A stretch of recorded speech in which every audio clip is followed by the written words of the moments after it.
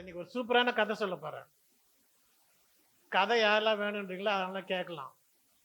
லிப்ஸ்டிக்க இங்க பாரு, ஸ்டைலா லிப்ஸ்டிக் போட்டுலாம் வந்திருக்க, இங்க கவனிக்கவே மாட்டேன்றீங்க.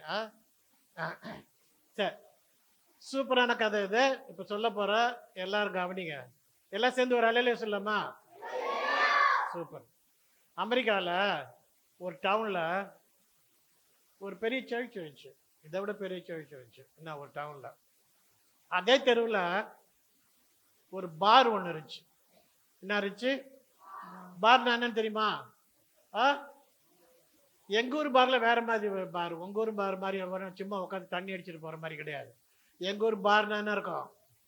மியூசிக் இருக்கும், டான்ஸ் இருக்கும், சூதாட்டம் ஆடுவாங்க, சீட்டு விளையாடுவாங்க, இது என்னது மெஷின்லாம் இருக்கும், ஆடுவாங்க, எல்லாம் பண்ணுவாங்க.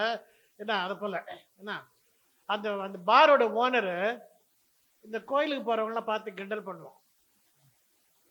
பாரோட ஓனர் என்ன பண்ணுவான்? சர்ச்சுக்கு போறவங்களாம் பார்த்து கிண்டல் பண்ணுவான். என்ன, நீ எல்லாம் சர்ச்சுக்கு போய் என்ன பண்ண போற? இந்த ஏசாமி மட்டும் என் பார் உள்ள வரட்டு, அவர் என்ன பண்ணுவான்னு தெரியாது, ஒரு நாய்க்குட்டி தூக்கி போற மாதிரி வெளியில தூக்கி போடுவார், ஏசாமின்னா எனக்கு பிடிக்காது அப்படின்னு அவன் அப்படி பேசுவான். அந்த பார்ல இருக்கிறவங்களுக்கு என்ன பண்ணுவான்? ரொம்ப குஜாலா ஆயிடுவானுங்க. என்ன, அவனுக்கு வந்து குடிக்கிறதுக்கு தலைவலி தொல்லை அது அதுன்னு வந்திருக்கிறதுனால அவனுங்களாம் இப்படி பேசுவான். ஆண்டவரை பற்றி பேச அவங்களும் ரொம்ப சந்தோஷப்பட, அவங்களும் ரொம்ப சிரிப்பாங்க, எல்லாம் பண்ணுவாங்க. சரியா? இது வந்து அந்த ஆலயத்துக்கு போகிற அத்தனை பேத்துக்கும் தெரியும். அந்த ஊரில் அந்த அந்த அந்த டவுனில் இருந்த அத்தனை விசுவாசிகளுக்கு தெரியும். அதில் நிறைய பேர் என்ன பண்ணுவாங்க, அந்த அந்த அந்த பார் வழியாக போகும்போது கூட அந்த பக்கமாக போவாங்க. இது வந்து ஒரு நாள் வந்து அந்த அந்த அந்த ஆலயத்தில் வந்து ஒரு கெஸ்ட் ஸ்பீக்கர் வந்தார். என்ன, அந்த கெஸ்ட் ஸ்பீக்கர்கிட்ட சொன்னாங்க எல்லாரும், இது போல் வந்து இந்த பார் ஓனர் என்ன பண்ணுறான், எங்கெல்லாம் கேவலமாக பேசுகிறான், விசுவாசிலாம் கேவலம் பேசுகிறான், ஏசாமியை பற்றி அது போல் கேவலமாக பேசுகிறான், அதனால் நாங்கள் என்ன பண்ணுறோம், அந்த பக்கம் போகிறதுக்கு எங்களுக்கு வெக்கமாக இருக்குது, பயமாக இருக்குது, அவன் என்னென்ன சொல்லுவான், ஆண்டவர் எப்படி தூஷிப்பான்னு தெரியாதனால நாங்கள் இந்த பக்கம் போகிறதில்ல அப்படின்னு. வெள்ளி சனி ஞாயிறு இது கூட்டம் நடந்துச்சு. என்ன, வெள்ளிக்கிழமை நைட்டு, வெள்ளிக்கிழமை இந்த கூட்டம் முடிஞ்சதும் அந்த ஊழியக்காரர் சொன்னார், இன்றைக்கு நான் அங்கே போகிறேன், அந்த பாருக்கு நான் போகிறேன், இயேசுவானவர் எங்கெங்கெல்லாம் வரக்கூடாது சொல்கிறாங்க அங்கே தான் அவர் என்ன பண்ணுவார், போய் நிற்பார், அதனால் நான் போகிறேன், என் கூட ஏசாமி வரப்போகிறாரு அப்படின்ட்டு. வெள்ளிக்கிழமை நைட்டு பார்த்தீங்கன்னா பயங்கர மழை, குளிர், காற்று. என்ன, ஆனால் அந்த பார் என்ன பண்ணுது, நிற்க இடம் இல்லாதபடி, உட்கார இடம் இல்லாதபடி ஃபுல்லாக இருக்குது. சரியா? ஒரே மியூசிக்கு, டான்ஸு, சூதாட்டம், குடிக்கிறவங்க, கிண்டலாக பேசுகிறவங்க, கேலியாக பேசுகிறவங்க எல்லாம் சேர்ந்து ஒரே சத்தமாக இருக்குது. என்ன, இந்த ஊழியக்காரர் போகிறாரு, போய் அந்த கதை தள்ளுறாரு. திறந்ததும் அவர் உள்ளே வந்ததும் எல்லாம் நின்று போச்சு. ஒரு செகண்டு எல்லாம் என்ன ஆச்சு? நின்று போச்சு. மியூசிக் நின்று போச்சு, டான்ஸ் நின்று போச்சு, பேசுறது நின்று போச்சு, எல்லாமே நின்று போச்சு. ஏன்னா எல்லாத்துக்கும் என்னது, ஊழியக்காரன் பார்க்க ஆச்சரியம். இந்த ஓனர் என்ன சொல்லியிருக்கா, எஸ் சமயம் வந்தாலும் நான் நாய்க்குட்டி தூக்கி போற மாதிரி தூக்கி வெளில போட்டுருவேன் அப்படின்னு இப்ப அங்க தகச்சு போய் நிக்கிறான். அவனுக்கு என்ன தைரியம், யாரும் வரமாட்டாங்க. அப்ப அந்த ஊழியக்காரன் உள்ள வந்து ஒரு ஜபத்தை பண்ணிட்டு, ஜபம் பண்ண அப்படியே இன்னும் குவைட் ஆயிடுச்சு. அப்போ ஒரு வசனம் வாசித்தாரு. என்ன வசனம் வாசித்தாருனாக்கா, பரிசுத்த ஆவியானவர் என் மேல் இருக்கிறார், தரித்திரருக்கு சுவிசேஷத்தை பிரசங்கிக்கிறதுக்காக நான் அபிஷேகம் பண்ணப்பட்டிருக்கிறேன். பரிசுத்த ஆவியானவர் யார் மேல இருக்கிறாரா? ஊழியக்காரன் மேல. நான் தரித்திரம் இருக்காங்க உட்காந்து அத்தனை பேர் என்னது, தரித்திரம் பிடிச்சவன் தான். ஏசாமி பிடிச்சிருந்தான், அவன் எங்க இருப்பான்? ஆலயத்துல இருப்பான். தரித்திரன்ற பெய் பிடிச்சிருக்குது, குடின்ற பெய் பிடிச்சிருக்குது, என்ன விளங்காத பெய் பிடிச்சிருக்கு, எல்லா பையும் பிடிச்சிருக்கலாம். அவன் எல்லாம் உட்காந்துருக்கான், பார்ல உட்காந்துருக்கான். அப்ப அவர் சொல்றாரு அந்த ஊழியக்காரர், தரித்திரருக்கு சுவிசேஷத்தை பிரசங்கப்படிக்கு அவர் என்னை அபிஷேகம் பண்ணினார் அப்படின்னு சொல்லவும் அந்த அந்த ஓனருக்கு பயங்கர கோபம்.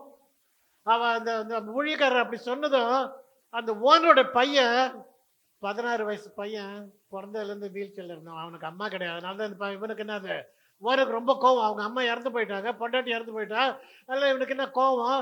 அந்த நேரத்தில் அந்த பையன் என்ன பண்ணுறான், அந்த வீல் சேர்லேருந்து அப்படியே தூக்கி தள்ளப்படுறான். என்ன, துபால்னு வந்து விழுறான்.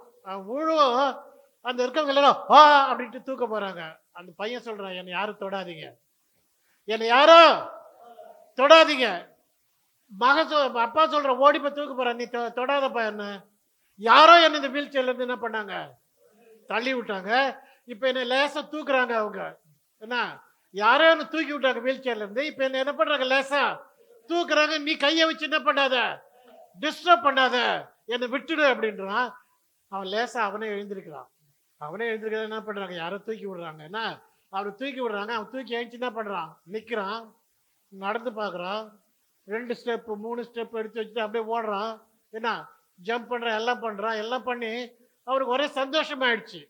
என்ன, அங்க ஒரு அதிசயம் நடந்துச்சு. அங்கிருந்து தரித்திரங்கள் என்ன பண்ணப்பட்டுச்சு, சுவிசேஷம் சொல்லப்பட்டுச்சு. அந்த இடத்துல ஒரு அற்புதம் நடந்துச்சு. அந்த அற்புதம் பார்த்ததும் அந்த அப்பனுக்கு அப்படியே மனசு தளர்ந்து போச்சு. நாம இந்த ஏசாமி பற்றி எவ்வளவு கேவலமா பேசியிருந்தோம். இந்த ஏசாமி இங்க உள்ள வந்தாக்கா அவரை நாய் கொட்டியை தூக்கி போற மாதிரி தூக்கி போறோம்னு சொன்னோம். ஆனா அதுவும் கேட்காத என்ன பண்ணிருக்கிறாரு, உள்ள வந்து என்ன பண்ணிட்டாரு, என் மகனை குணப்படுத்தினாரு. யாராலையும் குணப்படுத்தப்படாத வியாதியை முடத்தை அவர் குணப்படுத்திட்டாரு அப்படின்ட்டு அதோட அவன் என்ன பண்றான், அன்னைக்கு ராத்திரி அந்த பாரம் மூடணும், அதுக்கப்புறம் திறக்கவே இல்லை. அன்னைக்கு ராத்திரி பூரா அவன் அந்த ஊழியக்காரோட உட்காந்து ஆண்டவரை பற்றி இன்னும் அதிகமா கேட்டான்.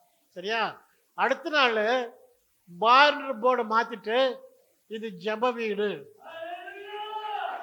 ஹல்லேலூயா ஹல்லேலூயா ஹல்லேலூயா, இது ஜெப வீடு அப்படின்னு போர்டு போட்டாங்க. யார் எல்லாம் ஜெபம் பண்ணணும்னு நினைக்கிறீங்களோ, கோயிலுக்கு போக விருப்பம் இல்லாத நீங்க நல்லா என்ன பண்ணலாம், இது 2வது ஆலயமாக மாறிடுச்சு. இங்க வந்து என்ன பண்ணலாம், ஜெபம் பண்ணலாம்.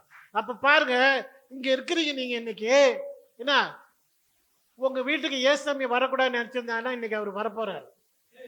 இன்னைக்கு உங்க வீட்டுல கடன் தொல்லை இருக்குது, அதனால ஏசாமி இங்க வரக்கூடாதுன்னு நினைக்கிறீங்கன்னா அவர் வரப்போறாரு. உங்க வீட்டுல அமைதி இல்லை, அதனால ஏசாமி வேண்டாம் நினைச்சீங்கன்னா இன்னைக்கு ஏசாமி வரப்போறாரு உங்க வீட்டுக்கு. ஏசாமி இன்னைக்கு நீங்க எல்லாம் என்ன பண்ண போறீங்க, வீட்டுக்கு கூட்டு போறீங்க. சரியா, நீ பாடுறீங்க, நீர் என்னோடு இருக்கும்போது, அதானே பாடுறீங்க. ஆமா, நீர் என்னோடு இருக்கும்போது என்னாலும் வெற்றி வெற்றியா. பாத்தீங்களா, நான் இந்த கதையை எடுக்கவே இல்லை. இந்த கதைக்கு இந்த பாட்டுக்கு சம்மந்தமே இல்லைன்னு நினைச்சிருந்தேன் நான். ஆண்டவர் கடந்திருப்பார். அப்ப ஏசாமிய உன் வீட்டுக்கு கூட்டு போ, ஏசாமிய உன் குடும்ப பிரச்சனையில சேரு. ஏன்னா அவரை போல ஒரு அட்வைஸ் பண்றவர், ஒரு இது அட்வைஸ் கொடுக்குறவரு, என்ன சொல்லுவாங்க தமிழ்ல, என்ன சொல்லுவாங்க அட்வைஸ்க்கு, ஆலோசனை கொடுக்கிறவரு, அவரை போல காரியத்தை செய்யறவரு இந்த உலகத்துல யாரும் இல்ல. ஹல்லேலூயா. அப்ப இன்னைக்கு இங்க இருந்து போற எல்லாருமே யாரை எடுத்துட்டு போறீங்க வீட்டுக்கு, ஏசப்பாவையா, நிஜமா சத்தியமா? அப்ப எல்லாரும் ஒரு ஹல்லேலூயா சொல்லு. சத்தம் பத்தாது, சத்தம் பத்தாது. ஹல்லேலூயா.